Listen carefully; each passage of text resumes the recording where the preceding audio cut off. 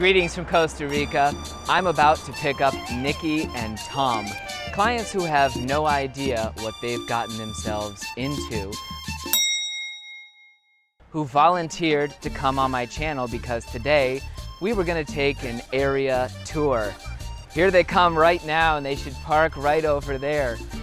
We're going to do all kinds of fun stuff with Nikki and Tom today that they might not be expecting.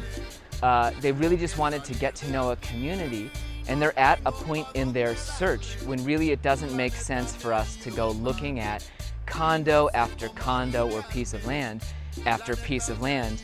Really, what they should be trying to do is understand the community and whether or not they want to live somewhere. So, today, in a complete rebuttal of the fake pre-packaged reality TV that you're used to, we are going to take the Costa Rica everything but real estate tour. It will be completely authentic. We're gonna try and absolutely avoid those fake moments that they produce on certain other house hunting experiences. And hey, Nikki and Tom! Hey. It's very nice to meet you. Thank you. Are you guys ready to start recording? Oh, wait. Sure. Where are you coming from today? Canada. Oh, you mean from here? No, but Canada by way of? Planet Hollywood. Planet Hollywood. They're staying an hour and a half north of here.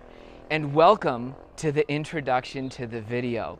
I was just hammering home that if you guys are willing, we want to do a very authentic, completely natural tour today. I've already explained that your main goal is to sort of get a feel for the area and see if this is one place that might be on your radar. And I've already explained that we're going to do a lot of fun things that you might not be expecting, like have a bite to eat, visit a supermarket really quickly, hit some back roads, cross some rivers, and do all kinds of fun stuff if you're willing. Right. Sounds good? Sounds good, yes. Sure. That sounds amazing. All right, stay tuned.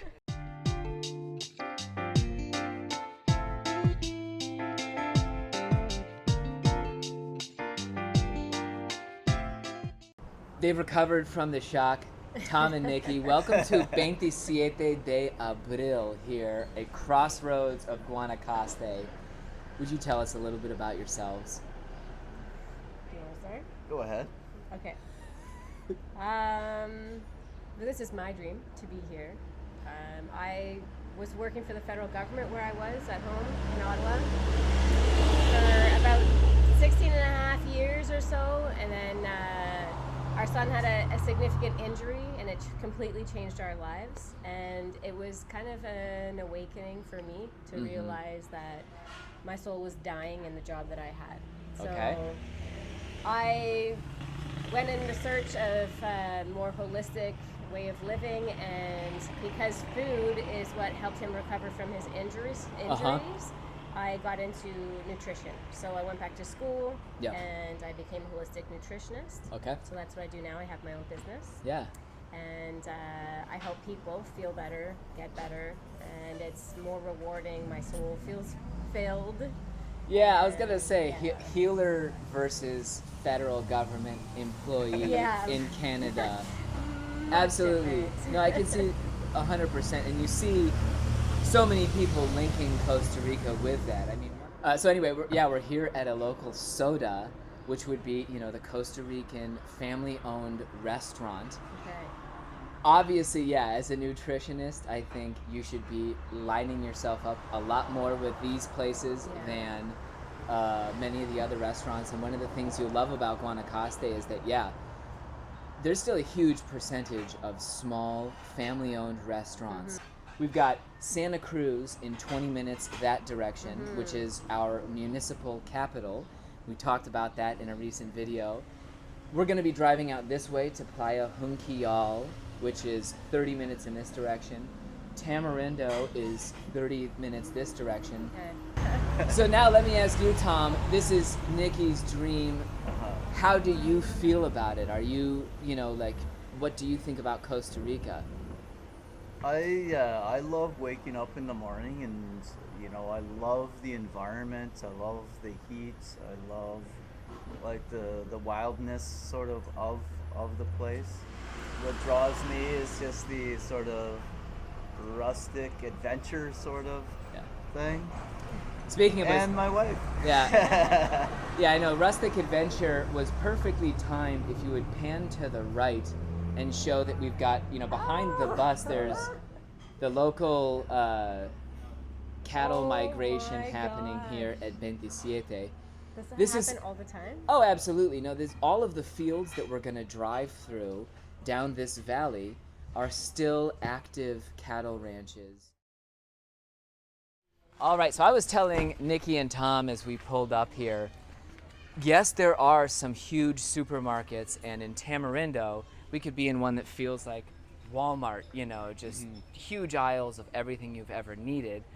A lot of Costa Rican communities in the places where you find A, the more affordable real estate, but B, sort of that closer connection with Costa Rica and nature, are gonna look a lot more like your neighborhood super compro, or some of the smaller supermarkets that you see around town here. It's funny, he was at the soda that we just got our drink at. But anyway, let's go on inside and you'll get an idea of what we're looking at here. You basically have your meat, produce, and staples here. Definitely, the Modelo is something that's new in Costa Rica, but really this could work as your local supermarket. In the back, they have your basic selection of produce. It's not going to be organic, perfect stuff. But at the same time, in these 1, 2, 3 aisles, Anne-Marie and I kept ourselves pretty much fed for the first 6 or 7 years we lived here. So, this is your neighborhood super compro. It's a shame we're not here at like 1 p.m. or there would also be a bunch of drunk guys outside. But anyway.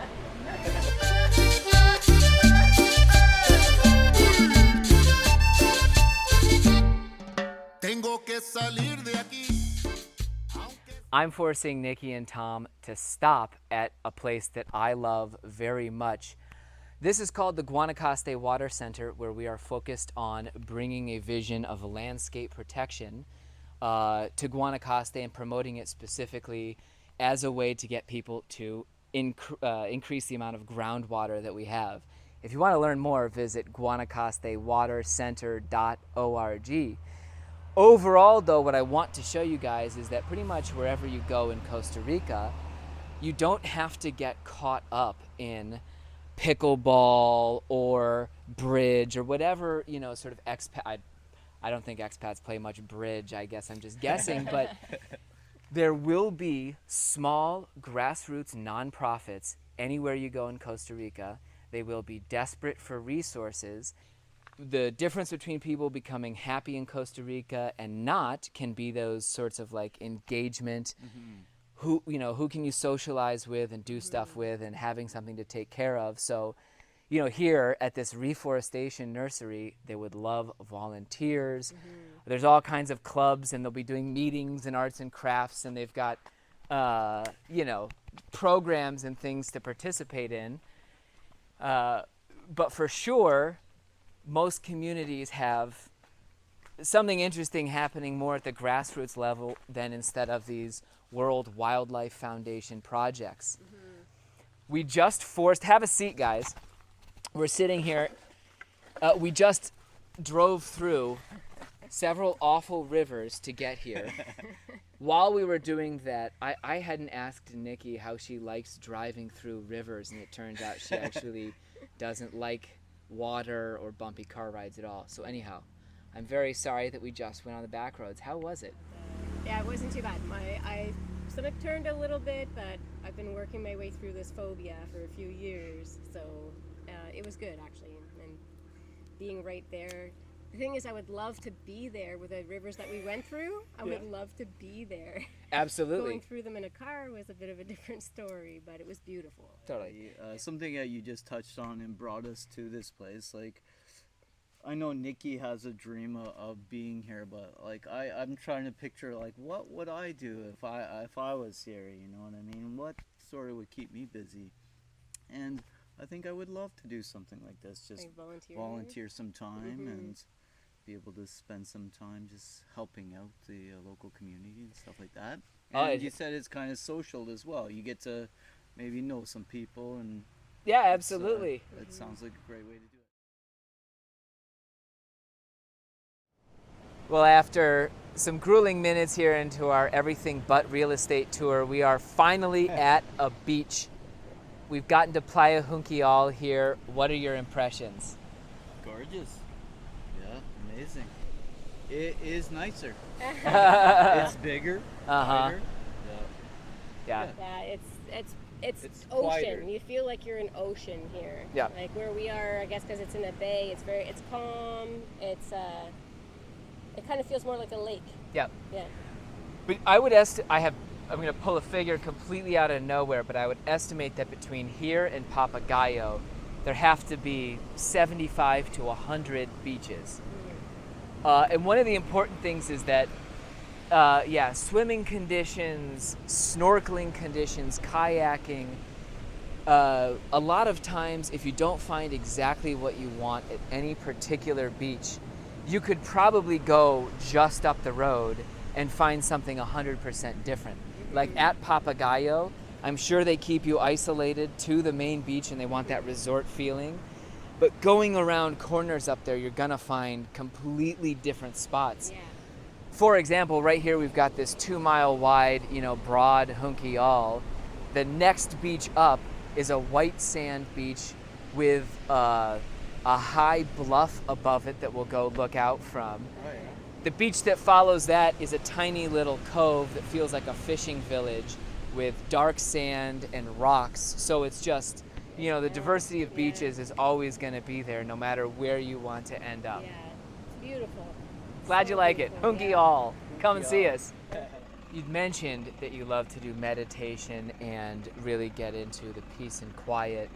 One of the underutilized resources that I think Guanacaste has are these mangrove estuaries here. Costa Rica has passed very strict protective laws about estuaries and mangroves. Basically, you can't touch or build through them. That's why the road ends here on our trip, because they won't build a bridge through the mangrove itself.